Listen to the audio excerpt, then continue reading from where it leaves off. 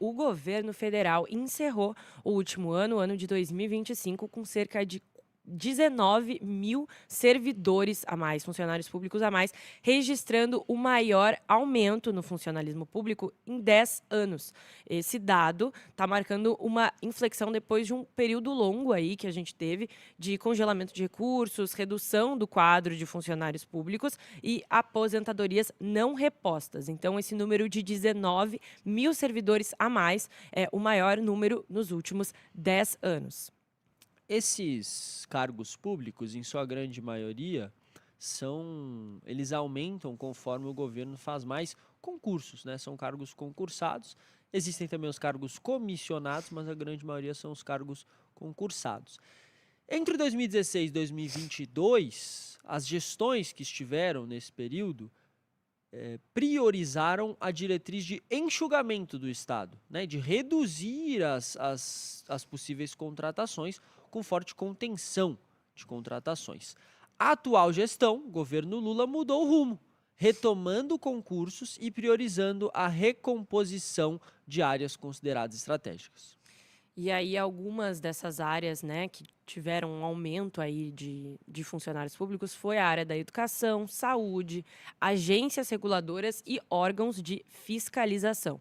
E aí, como o Du falou, o ponto aqui é o contexto, porque esse crescimento, esse aumento no número de servidores públicos acontece justamente num momento em que a gente tem uma pressão forte sobre as contas públicas, né, aqui no país, e enfim, um debate sobre responsabilidade fiscal, um calendário eleitoral se aproximando, então a gente já está num ano eleitoral, nesse 2026, e acaba, né, aumentando naturalmente o peso político desse número aí de funcionários públicos, desse aumento no funcionalismo, e, enfim, né, aumenta o peso político dessa decisão, desse número.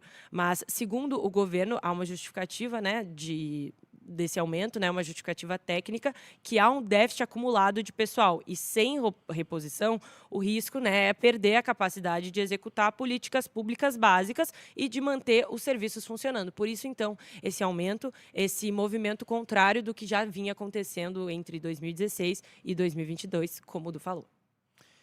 Nessa reta final de eleição não tem jeito, né? Quase que tudo que vai acontecendo vai se transformando em munição para os dois lados para colocarem, de certa maneira, nos debates políticos, uma vez que temos reuniões presidenciais no meio desse ano de 2026. Né? O crescimento do número de servidores reabre um debate central sobre qual Estado o Brasil quer sustentar. Críticos alertam para o risco de um aumento permanente das despesas obrigatórias, afinal, olhando para o Estado como se fosse uma empresa, está contratando muito, aumentando o número de pessoas na folha e, consequentemente, aumentando os custos fixos da empresa. Leia-se aqui governo brasileiro.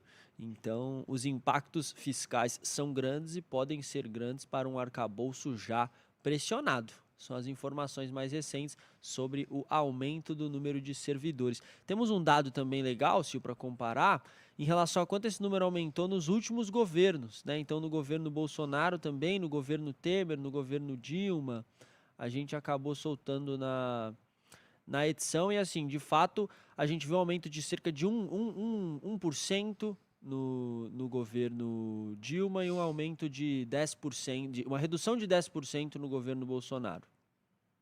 Perfeito.